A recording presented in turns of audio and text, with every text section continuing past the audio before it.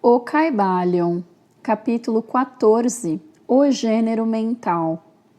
Os estudantes de psicologia que seguiram o modo moderno de pensar a respeito dos fenômenos mentais ficaram surpreendidos pela persistência da dupla ideia mental que se tem manifestado tão fortemente durante os 10 anos passados do último meio século, e que deu origem a um grande número de teorias plausíveis a respeito da natureza e constituição destas duas mentes.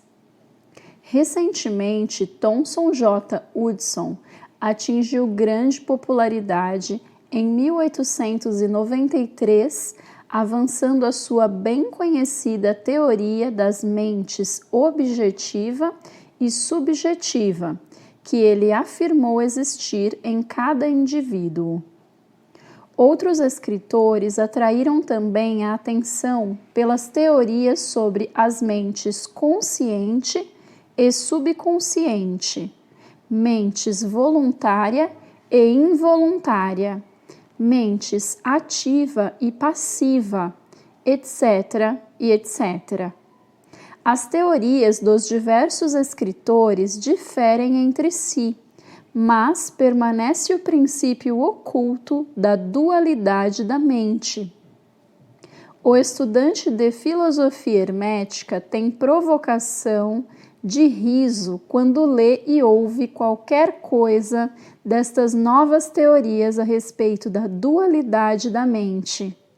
Cada escola aderindo tenazmente à sua própria teoria favorita e clamando ter descoberto a verdade.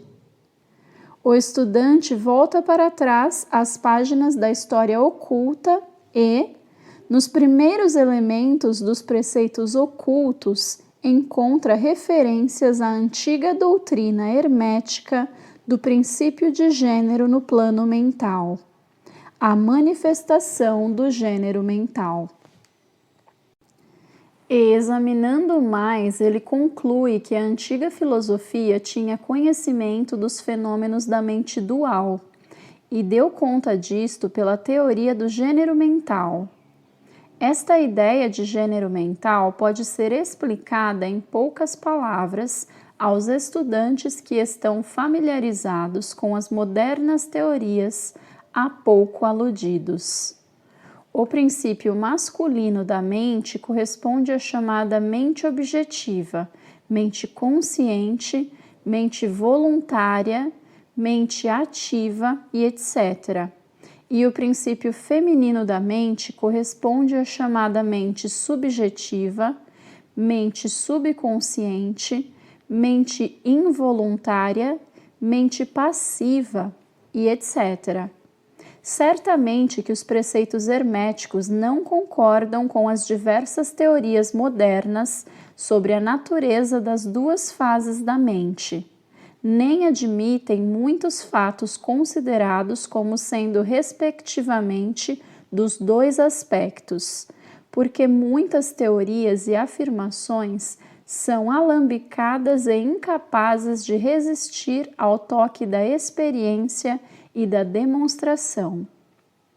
Apontamos as fases de concordância simplesmente para o fim de ajudar o estudante a assimilar os seus conhecimentos já adquiridos com os preceitos da filosofia hermética. Os estudantes de Hudson encontrarão no princípio do seu segundo capítulo, da Lei dos Pensamentos Psíquicos, a proposição que a mística algarávia dos filósofos herméticos desenvolve a mesma ideia, isto é, a dualidade da mente. Se o Dr. Hudson empregasse o tempo em decifrar um pouco da mística algarávia da filosofia hermética, ele teria obtido grande esclarecimento sobre a função da mente dual. Porém, naquele tempo, as suas obras mais interessantes ainda não tinham sido escritas. Vamos agora considerar os preceitos herméticos sobre o gênero mental. Os instrutores herméticos dão as suas instruções a respeito deste assunto, fazendo os seus estudantes examinarem a relação da sua consciência a respeito do seu ego. Os estudantes aprendem a pôr a sua atenção no ego que habita em cada um de nós. Cada estudante aprende a ver que sua consciência lhe dá uma primeira relação da existência do seu ego. A relação é eu sou. A princípio, isto parece ser a última palavra da consciência, mas um exame um pouco mais profundo descobre que este eu sou pode ser separado ou dividido em duas partes distintas, dois aspectos, os quais, apesar de agirem em uníssono e em conjunto, podem ser separados na consciência. Apesar de, a princípio, parecer existir um só ego, um exame mais cuidadoso e mais profundo mostra que existe um ego e um eu. Estes gêmeos mentais diferem em característicos e natureza, e um exame das suas naturezas e dos fenômenos que procedem da mesma dará muita luz sobre muitos problemas da influência mental. Permite-nos começar com uma consideração sobre o eu, que é usualmente tomado pelo ego, pelo estudante, até que ele investigue nos acessos da consciência. Um homem pensa do seu ego, no seu aspecto de eu, como sendo composto de certos estados, modos, hábitos, característicos e etc. Tudo o que faz sobressair a sua personalidade ou a seidade conhecida a si e aos outros. Conhece que estas emoções e sensações mudam, nascem e morrem, estão sujeitas aos princípios de ritmo e de polaridade, que as levam de um extremo ao outro. Pensam também que o eu é formado de certos conhecimentos reunidos nas suas mentes e formando então uma parte deles mesmos. Tal é o eu de um homem. Porém, falamos muito apressadamente. O eu de muitos homens pode ser considerado como consistindo da sua consciência corpórea e dos seus apetites físicos e etc. A sua consciência sendo presa à sua natureza corpórea, eles praticamente vivem nela. Muitos homens ainda consideram o seu vestuário como parte do seu eu e atualmente parecem considerá-lo como uma parte de si mesmos. Um escritor disse humoristicamente que os homens se compõem de 3 partes: o espírito, o corpo e a roupa. Estas pessoas ou roupas conscientes perderiam a sua personalidade se fossem despidas da sua roupa por selvagens na ocasião de um naufrágio. Porém, mesmo muitos dos que estão presos à ideia do vestuário pessoal afirmam fortemente que a consciência do seu corpo é o seu eu. Eles não podem ter a ideia de uma seidade independente do corpo. A sua mente parece-lhe ser praticamente uma coisa pertencente ao seu corpo, o que é sempre o contrário.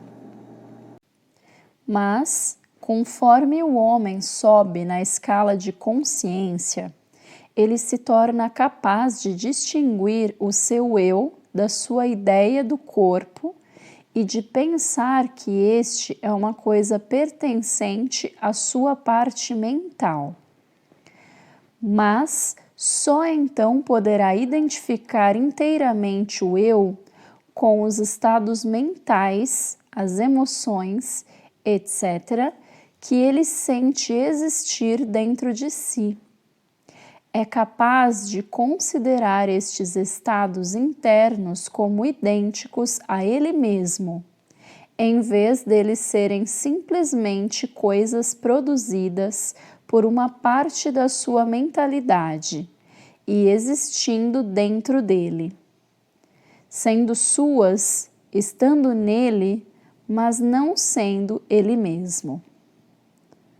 Compreende que pode mudar estes estados mentais de emoções por um esforço da vontade e que pode, do mesmo modo, produzir uma emoção ou um estado de uma natureza exatamente oposta e, contudo, existe o mesmo eu.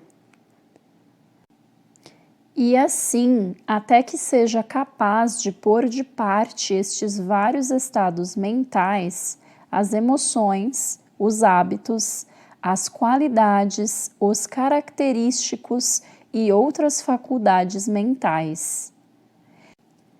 É capaz de pô-las no não-eu, coleção de curiosidade e embaraços, como uma posse de valor. Isto requer muita concentração mental e poderes de análise mental da parte do estudante.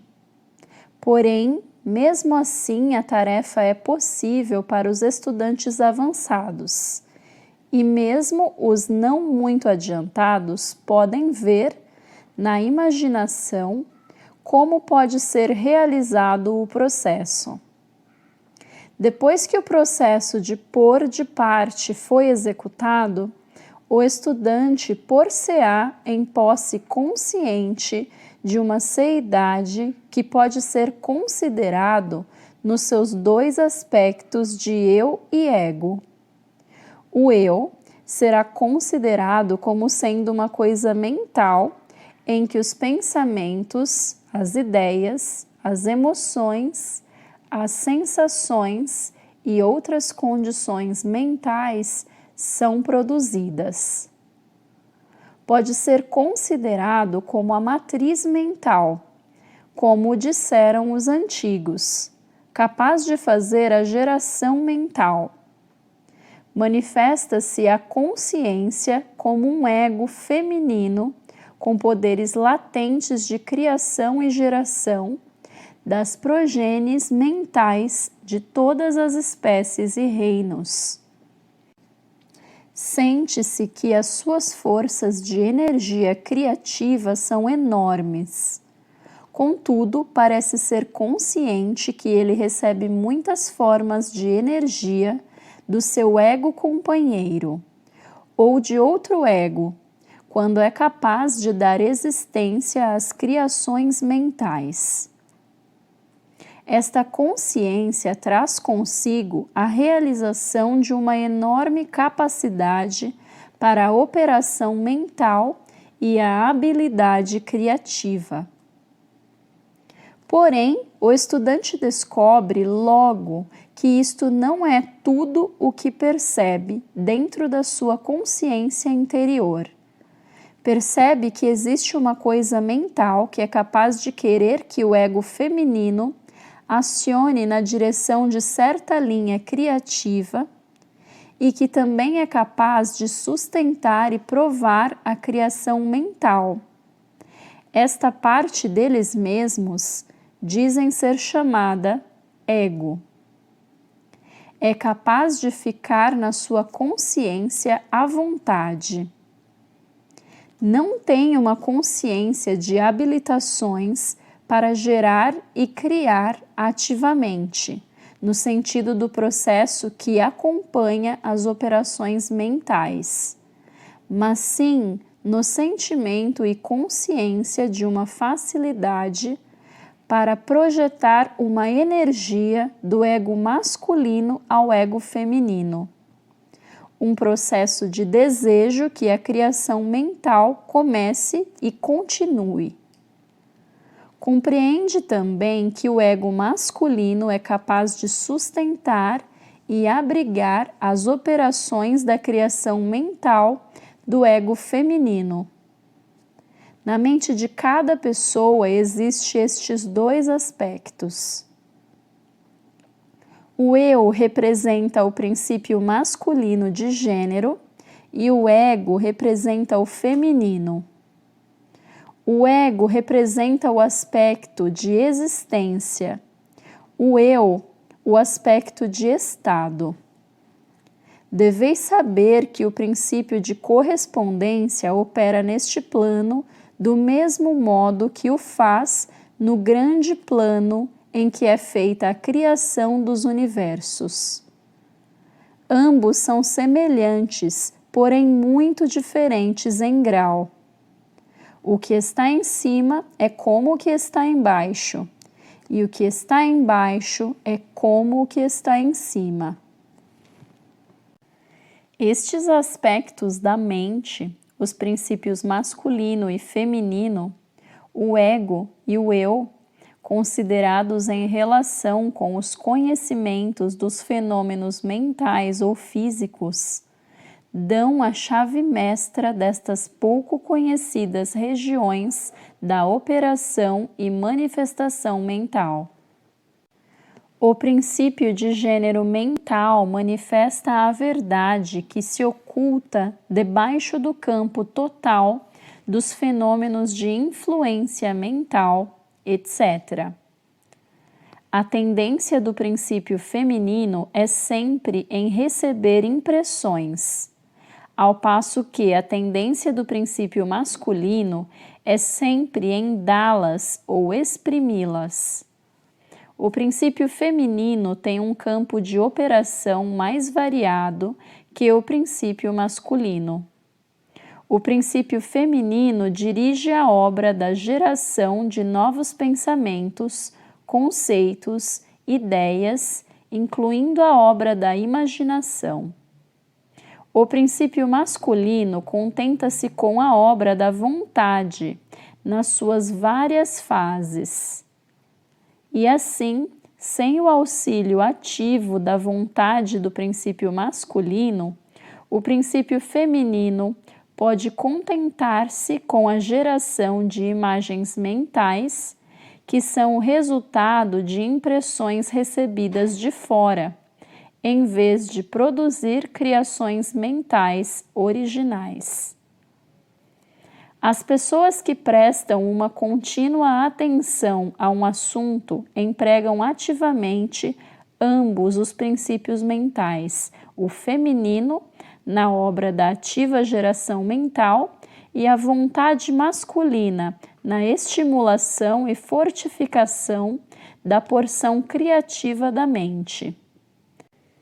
A maioria das pessoas empregam realmente o princípio masculino, mas pouco, e contentam-se com viver de acordo com os pensamentos e as ideias insinuadas no eu pelo ego das outras mentes.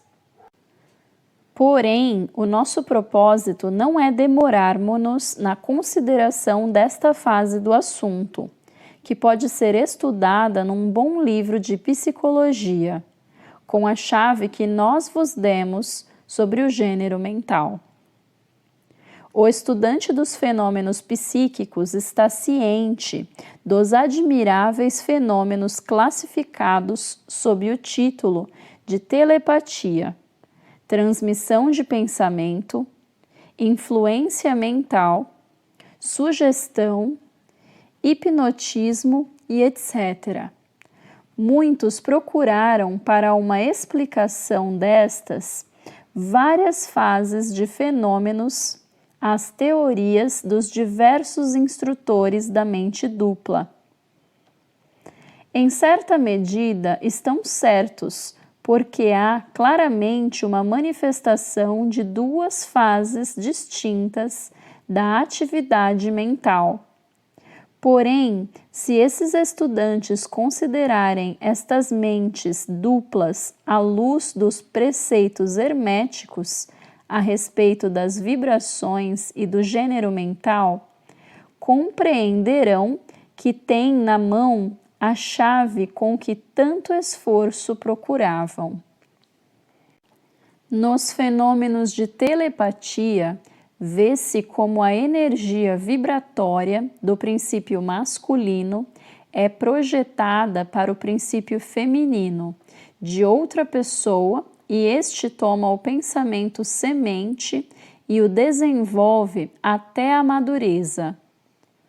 Pela mesma forma operam a sugestão e o hipnotismo.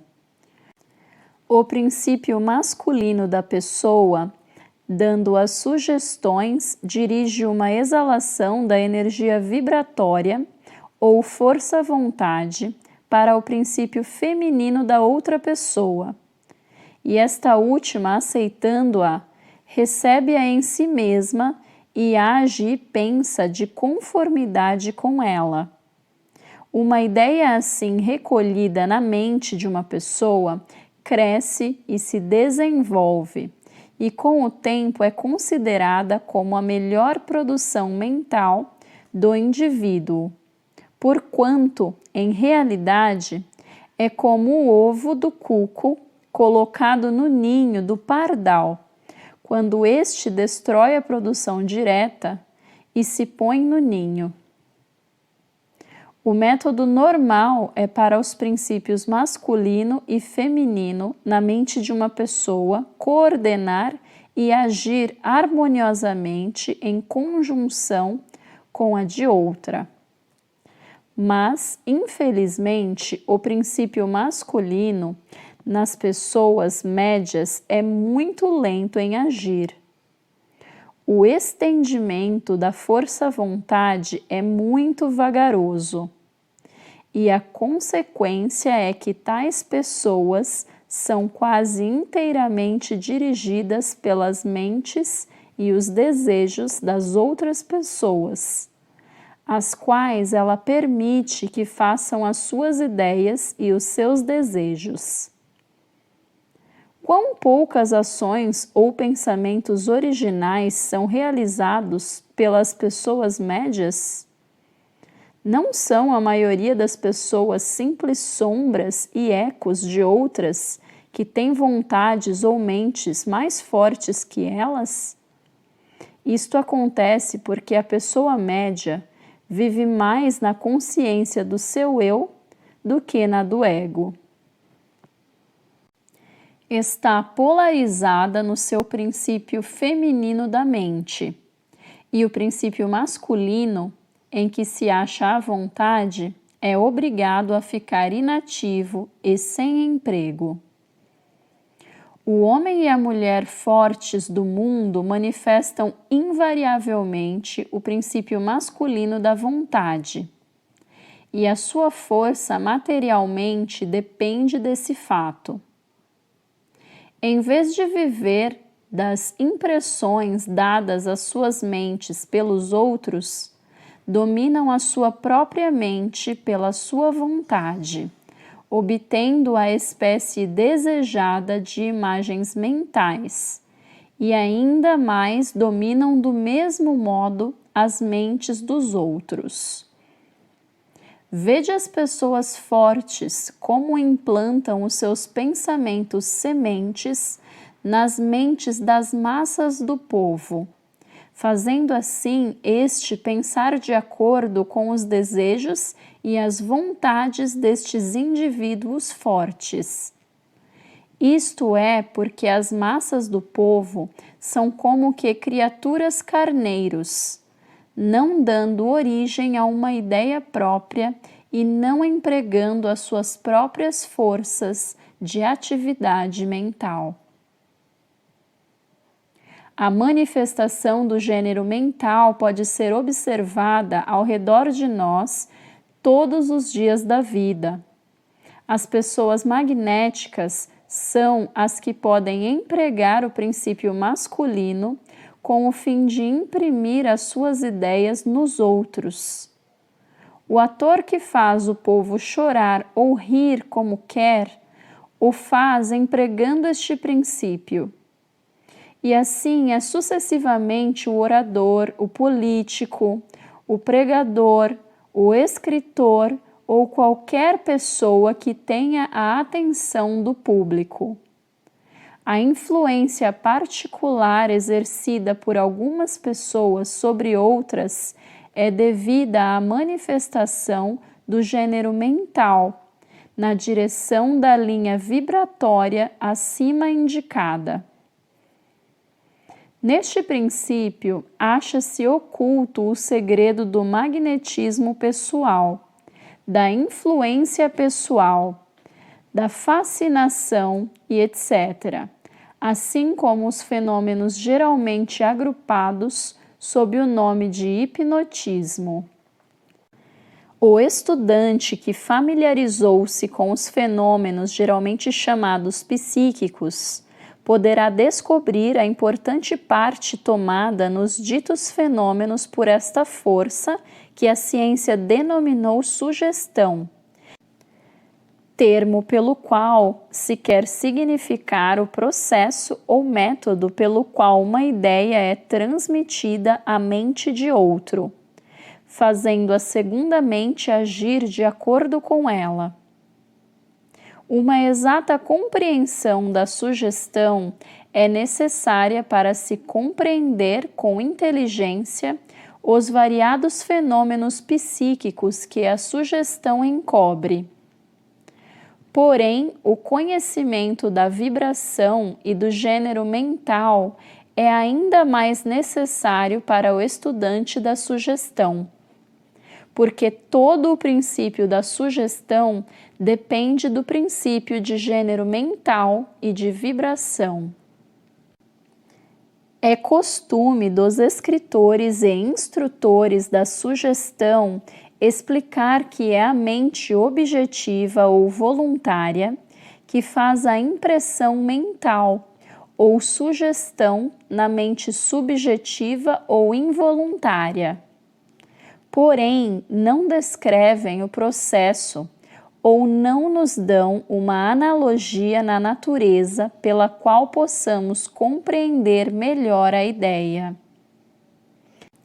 Mas, se quiserdes raciocinar sobre o assunto à luz dos preceitos herméticos, sereis capaz de ver que o fortalecimento do princípio feminino pela energia vibratória do princípio masculino está em concordância com as leis universais da natureza e que o universo natural oferece inúmeras analogias pelas quais o princípio pode ser compreendido.